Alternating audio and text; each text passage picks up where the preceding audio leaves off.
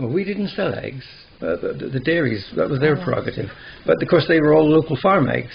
I don't think there were any brought into the town, not from outside sources.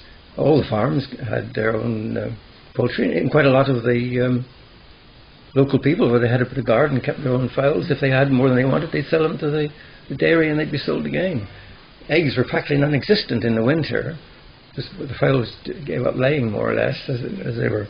But we had water glass. Eggs were put down, preserved for the winter. And we used to have quite a big trade in selling tins of water glass during the summer. People buying up ready to get ready for.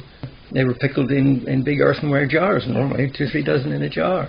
They used to keep it the whole winter, but they always used to have a slight twang with them. I suppose it was from the flavour went through the shell. Yeah, yeah. How did water glass work?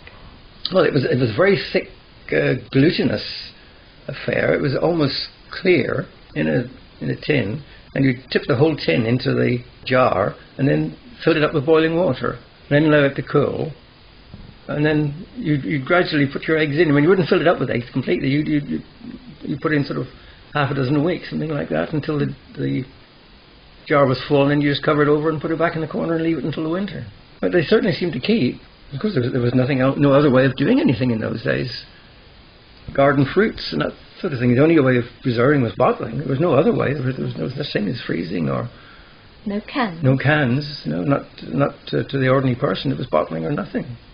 When did things start to become canned and packed? Well, you could buy cans in the shop in the 1930s. Doing your own canning, I think that didn't start until after the war. And of course, freezing didn't come in until the 1960s. Runner beans, they used to be salted down.